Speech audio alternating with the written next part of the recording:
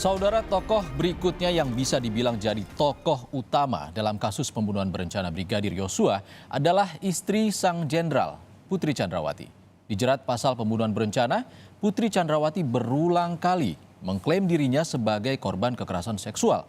Jurnalis Kompas TV Cindy Permadi akan menguak bagaimana peran Putri.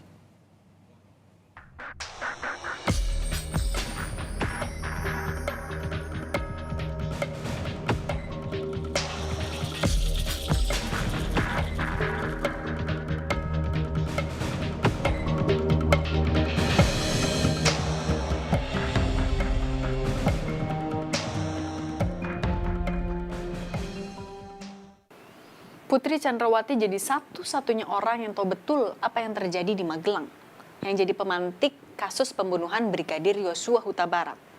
Pasalnya, selain Yosua dan Putri sendiri, tidak ada saksi lain yang mendengar atau melihat langsung apa yang terjadi dan diklaim sebagai pelecehan seksual. Pun dalam surat dakwaan jaksa, beberapa kali disebut bahwa tidak ada proses klarifikasi yang jelas kepada Brigadir Yosua sebelum penembakan. Hati saya selalu berpihak kepada siapapun yang mengaku sebagai korban pelecehan seksual. Tapi kali ini kita bahas posisi Putri Chandrawati sebagai tokoh utama dalam pusaran pembunuhan berencana Brigadir Yosua Huta Barat.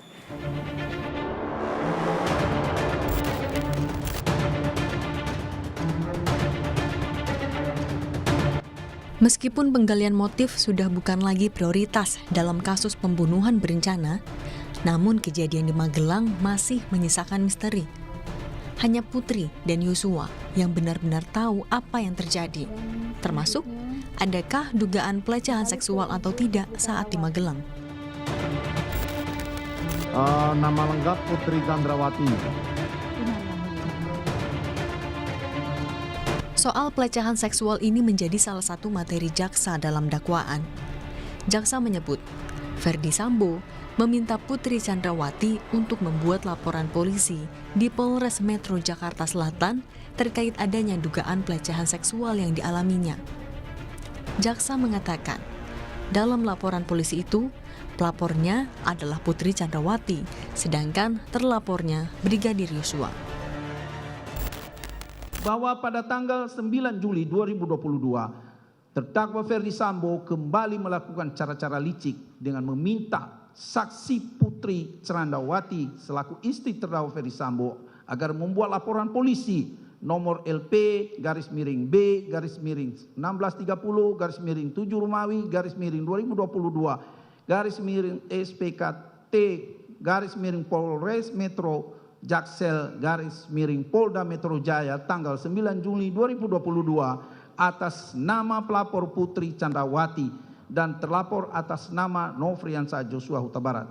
Saat itu saksi Putri Chandrawati langsung memberikan keterangan yang dituangkan secara tertulis sebagai pelapor korban dengan keterangan peristiwa pelecehan di Durian 3 nomor 46 yang dilakukan oleh pelapor Nofriansah Joshua Huta Barat kepada saksi Putri Chandrawati. Padahal diketahuinya keterangan tersebut merupakan keterangan yang tidak benar.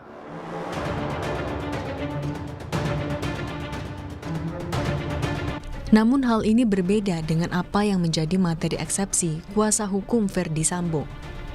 Adalah Sarmauli Simagunsong yang menyatakan peristiwa di Magelang tidak diungkap dalam dakwaan jaksa penuntut umum, yakni soal dugaan pelecehan seksual yang dialami Putri Chandrawati yang menjadi pemicu penembakan Yosua. Pelecehan terhadap Putri Chandrawati terjadi pada 7 Juli 2022 di rumah Magelang. Saat itu, hanya ada Putri Chandrawati, Kuat Ma'ruf, asisten rumah tangga Susi, dan Yosua Huta Barat. Saksi Putri Chandrawati yang sedang tidur di kamarnya terbangun mendengar pintu kaca kamar miliknya terbuka. Dalam kurung, pintu kaca merupakan pintu yang memberi sekat antara tangga paling atas dengan lantai 2. Dan mendapati Nofriansah Joshua Huta Barat telah berada di kamar. Tentu kejadian yang sebenarnya hanya bisa diungkap oleh Putri Chandrawati. Saya termasuk yang berusaha mendapatkan keterangan Putri saat ia muncul di depan wartawan. Namun, hasilnya kerap nihil. Ia diam 1000 bahasa, tidak membenarkan atau menyangkal soal dugaan pelecehan terhadap dirinya. Mencari pernyataan dari Putri Chandrawati memang bisa dibilang sulit. Tadi adalah liputan saya dan teman-teman jurnalis lain saat agenda pemeriksaan perdana Putri Chandrawati sebagai tersangka 26 Agustus 2022. Setelah menunggu lama, jurnalis justru diajak berkeliling Bareskrim, tapi hasilnya masih nihil. Putri Chandrawati masuk ke Bareskrim Polri lewat pintu yang seharusnya hanya bisa diakses oleh pejabat Polri. Dan tidak hanya sekali, ia kerap menggunakan pintu yang membutuhkan akses khusus. Padahal, untuk warga sipil inilah pintu masuknya. Putri Chandrawati memang kerap diam 1000 bahasa, termasuk saat persidangan. Namun sekalinya ia bicara, justru ia bilang tidak mengerti surat dakwaan jaksa. Perbuatan terdakwa Putri Chandrawati tersebut di atas sebagaimana diatur dan diancam pidana dalam pasal 338 KUH pidana junto pasal 55 ayat 1 ke 1 KUH pidana. Jaksa penuntut umum tertandatangani Rudi Irmawan. Terima kasih. Ya. Saudara terdakwa, saudara sudah mengerti atas dakwaan dari jaksa penuntut umum tadi? Mohon maaf Yang Mulia, saya tidak mengerti akan dakwaan tersebut. Tidak mengerti? Iya, saya tidak mengerti.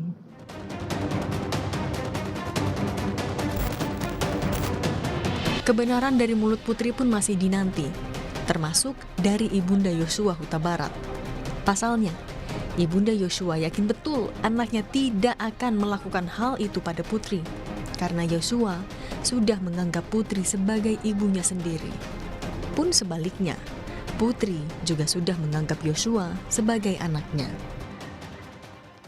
Karena Nofriansah Yosua yang saya ketahui selama ini, Ibu Putri dianggap sebagai ibunya, dan Nofriansah Yosua juga dianggap sebagai anaknya yang begitu benar-benar dipercaya di rumah itu mengurus segala keperluan rumah tangga dan seluruh keperluan anak-anaknya.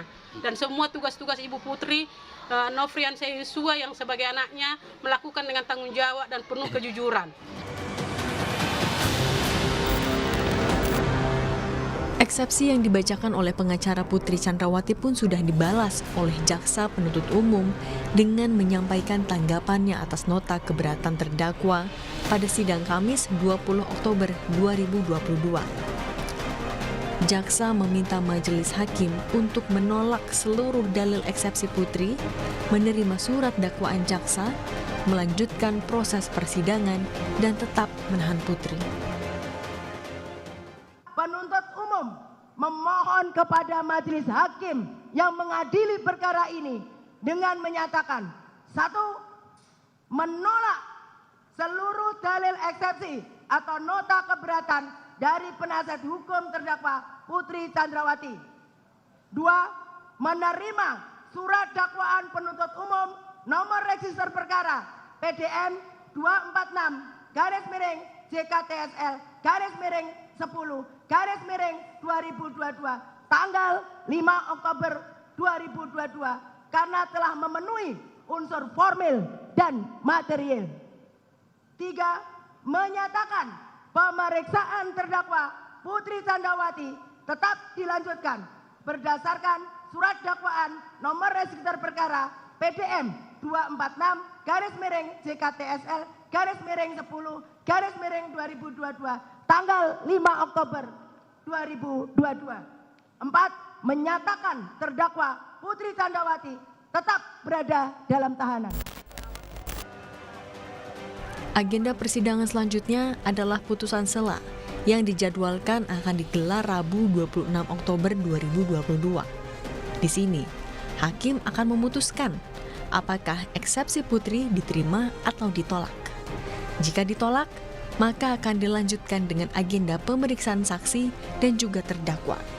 Akankah dalam pemeriksaan ini Putri akan bersuara mengungkap kebenaran yang jadi benang merah penyebab pembunuhan berencana terhadap Brigadir Yosua? Meja hijau jadi babak baru bagi Putri Chandrawati. Proses pembuktian tentu tak akan terhenti. Nantinya publik bisa lihat langsung upaya pembuktian dari jaksa maupun para terdakwa. Tentu harapannya majelis hakim bisa memutus seadil-adilnya.